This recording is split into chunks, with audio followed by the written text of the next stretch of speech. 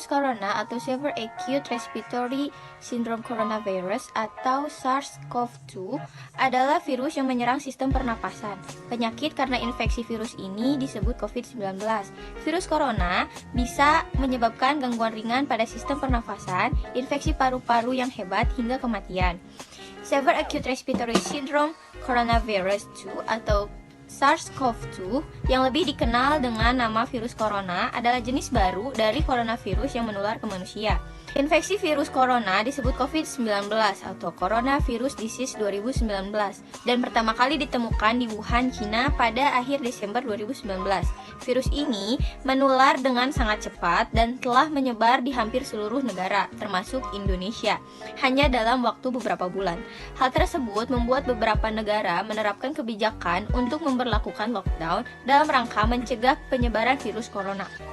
Orang yang terkena penyakit COVID-19 ini biasanya muncul beberapa tanda-tanda gejala.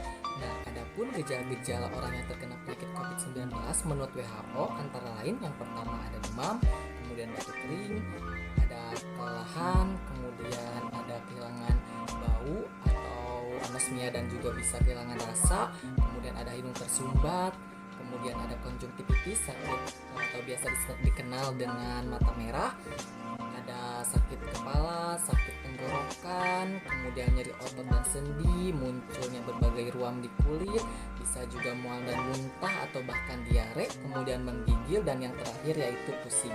Sebelumnya, ada dugaan bahwa virus ini menginfeksi dari hewan ke manusia. Namun, kemudian diketahui bahwa virus ini juga menular dari manusia ke manusia. Orang dapat tertular COVID-19 melalui beberapa cara. Yang pertama, yaitu tidak sengaja menghirup percikan ludah atau droplet yang keluar saat penderita COVID-19 batuk atau bersin. Yang selanjutnya, memegang mulut, hidung, tanpa mencuci tangan terlebih dahulu setelah menyentuh benda yang terkena cipratan ludah penderita COVID-19. Yang selanjutnya, kontak jarak dekat dengan penderita COVID-19. Nah, selanjutnya, virus ini juga dapat menular melalui benda-benda yang sering disentuh, seperti uang, gagang pintu, maupun permukaan meja. Pencegahan COVID-19. Nah, yang pertama di sini cuci tangan secara rutin. Nah, cuci tangan di sini bisa menggunakan sabun pencuci tangan dan juga di air mengalir bila menggunakan sabun pencuci tangan. Nah, selanjutnya bisa menggunakan antiseptik hand sanitizer, bisa berbahan gel maupun cair. Selanjutnya bisa juga menggunakan tisu basah yang berbahan dasar alkohol, yaitu untuk membunuh kuman dan juga bakteri. Nah, selanjutnya menjaga jarak aman antara satu orang dengan orang lain, yaitu sekitar 2 meter. Nah, kemudian selalu mengenakan masker bila keluar. Nah, selanjutnya hindari menyentuh area mata, hidung, dan juga mulut. Nah, ketika batuk dan juga bersin, gunakan etika batuk, yaitu seperti menutup mulut ketika sedang batuk atau bersin dan kemudian buang sekali pakai tisunya. Selanjutnya bisa juga menggunakan lengan dalam seperti ini. Nah, selanjutnya hindari keluar rumah jika tidak ada kepentingan. Selanjutnya, jika ada batuk, pilek, demam, dan juga kesulitan untuk bernafas, segera hubungi pelayanan kesehatan. Siapa saja sih orang-orang yang berisiko terkena penyakit COVID-19? Yang pertama yaitu petugas kesehatan, yang kedua ibu hamil, yang ketiga anak-anak, yang keempat lansia, yang kelima orang yang mempunyai riwayat penyakit komorbid, yang keenam memiliki daya tahan tubuh yang rendah, dan yang terakhir yaitu obesitas. Tujuan vaksinasi. Nah, yang pertama mencegah gejalanya COVID-19 berat. Sini vaksin corona memang tak menjamin terbatasnya dari COVID-19 100%. Terlebih, efikasi vaksin corona beragam mulai dari 60 hingga 95%. Namun, orang yang sudah divaksinasi corona terhindar dari risiko gejala vaksin 19 berat. Sehingga fatal seperti yang dijelaskan juru bicara vaksinasi COVID-19 Kementerian Kesehatan Republik Indonesia, Siti Nadia Tarmizi. Nah, yang kedua, herd immunity. Tujuannya lain divaksinasi corona adalah mencapai herd immunity, dibutuhkan cakupan vaksinasi yang tinggi jika ingin segera mencapai herd immunity, sehingga besar ahli yakin butuh 70% dari populasi divaksinasi demi mencapainya kekebalan kelompok tersebut. Nah, untuk yang ketiga itu melindungi orang sekitar yang berisiko tinggi corona. Pusat pengendalian dan pencegahan penyakit menular Amerika Serikat atau disingkat dengan CDC menegaskan vaksinasi corona bisa melindungi orang di sekitar yang berisiko fatal karena corona adalah yaitu yang pertama lansia, orang dengan penyakit penyerta, dan juga hingga ibu hamil. Nah, untuk yang keempat yaitu bisa mencegah COVID-19 terus bereplikasi. Itu dengan tujuan dikutipnya dari Yono Klinis, divaksinasi corona mencegah kemungkinan besar COVID-19 terus menyebar dan bereplikasi.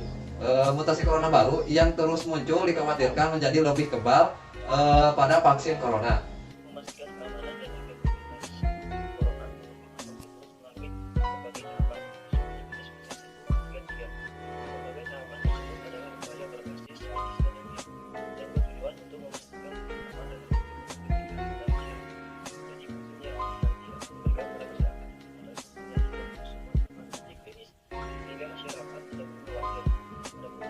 pengembangan vaksin yang dilakukan adalah sebagai berikut. Pertama, dilakukan pengujian dasar terhadap virus dan sel yang dilanjutkan dengan uji praklinis yaitu pengujian di dalam sel dan dilanjutkan pada tahap percobaan. Kemudian masuk pada proses uji klinis. Bagi menjadi 3 fase pada uji klinis ini, vaksin akan dinilai dan dipastikan aman untuk diberikan pada manusia serta melakukan Pelayanan vaksin COVID-19 bisa diakses atau digunakan oleh semua orang, dimulai dari tenaga kesehatan, tenaga pendidik, bahkan masyarakat luas.